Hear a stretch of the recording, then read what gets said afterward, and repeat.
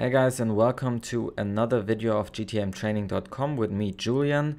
And today I want to talk about the new version of Google Tag Manager. Before we get started, these videos are always brought to you by my Udemy course on Google Tag Manager. You can check that out at gtmtraining.com/YouTube, where you'll also get a special discount for this course. Now let's get started with today's topic, which is the new version of Google Tag Manager.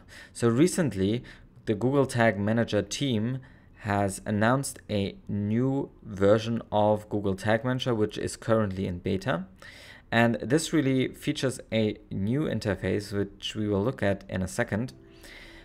We also have the change that two of the major components of Google Tag Manager were renamed. That would be, for one, the rules were renamed to triggers and the macros were renamed to variables to make it a little bit more intuitive, I guess, for people who get started with Google Tag Manager.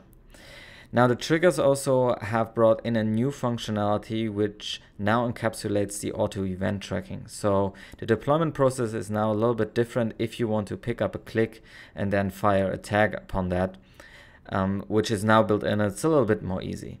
And another big change is that we now have the import and export functionality. This is also the only way that you can currently migrate your old version of Google Tag Manager to the new version, and we have gotten a API access to the new version of Google Tag Manager. So if you are a developer and want to automate and customize your installation of Google Tag Manager, you can now access it through an API.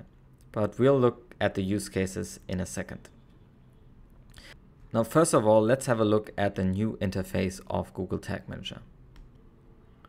So here we are at the home screen of the new version of Google Tag Manager. Notice that there was also a domain change. You can access this new version under tagmanager.google.com. And in this home screen, you see all the accounts that are currently installed in your Google Tag Manager account. There's this little button up here, highlight the version 2 accounts. And there's actually just one that is currently on version 2. You can't access your old accounts through the new UI. You need to go back to the old UI. As I mentioned, you need to migrate these accounts into the new version. You basically need to export all the tags and rules and macros and import them into a new account if you want to use the new UI with your old account. Now, the first thing that we see in the new design here is that the Google Tag Manager team has implemented a new design philosophy of all the Google properties, which is material design, which is slowly adapted to all the properties out there. So we mostly see it in Google+, but now we have these big boxes here, which are typical for material design.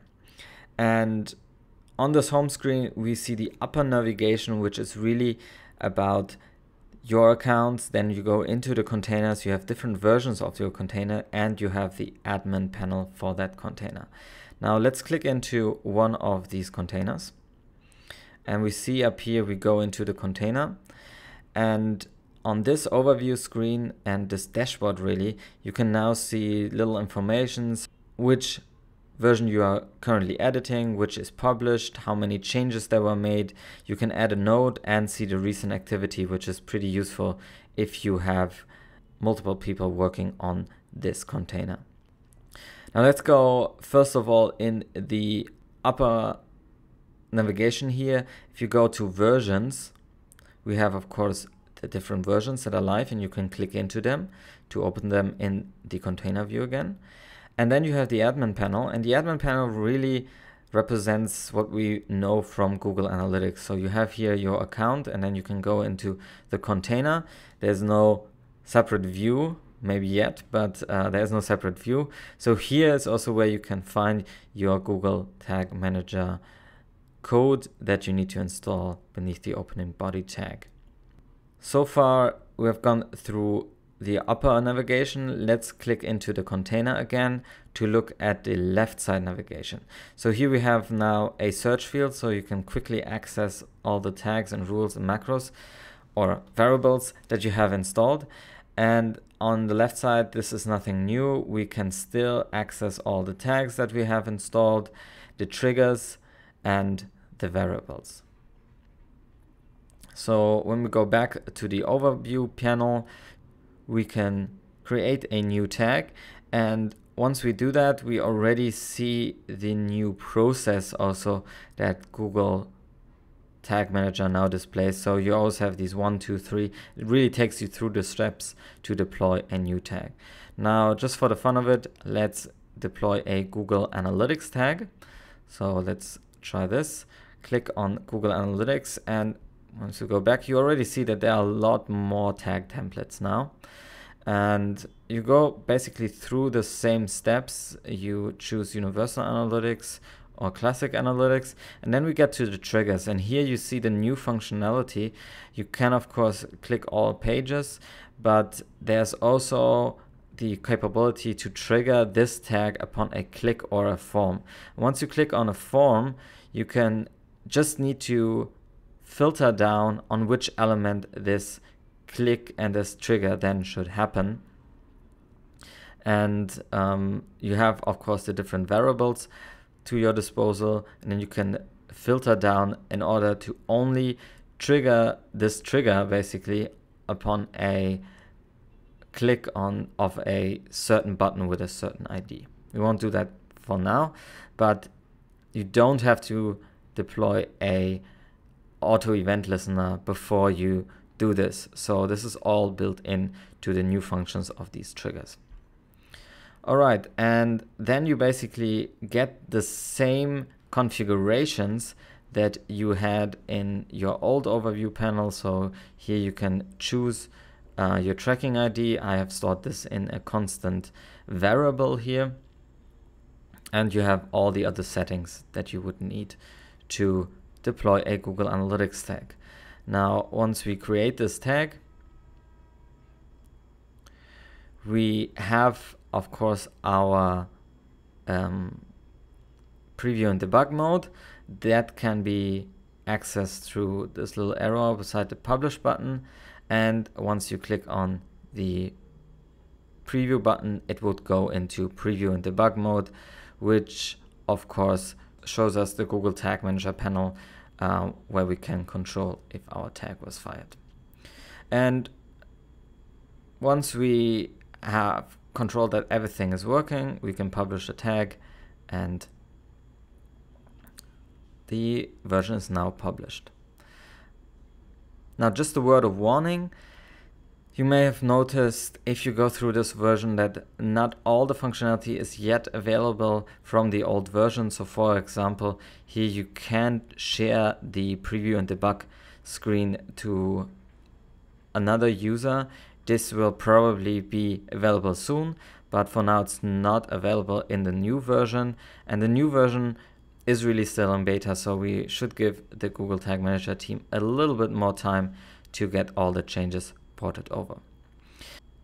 Now, just a quick note about the import and export functionality. So if you are in the admin panel, you can now import and export your containers.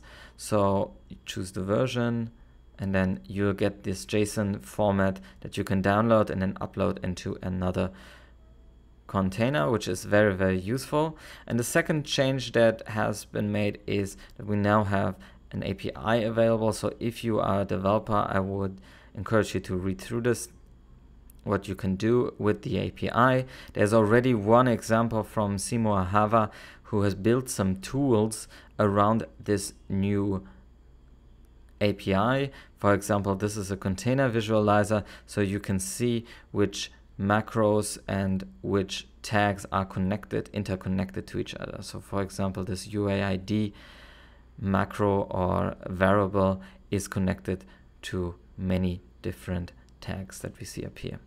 So this is really a nice example of leveraging the API within Google Tag Manager. And of course, I would encourage you to check that out at gtmtools.com. It currently just works with the old version of Google Tag Manager. Alright, that's it with our little overview over the new version of Google Tag Manager. Of course, you can find more of this information in the Udemy course that I've published. Please let me know if you have any feedback under the comments, and if you like this, subscribe. I will be publishing many more videos over the next few weeks. And of course, give a thumbs up if you like this video. My name is Julian. Till next time. Today's topic, macros. So what are macros exactly? Well, you might heard of macros before from the little program called Excel, where you can put in these little scripts and it will automate a lot of things for you. This is basically the same in Google Tag Manager. So macros are little programs that return a value. So they always return one value. This can be a string, it can also be numbers that you pull out of different places, so the URL, the data layer, or directly from the document object model. But it always returns a value, and these values then can be used within tags and also to validate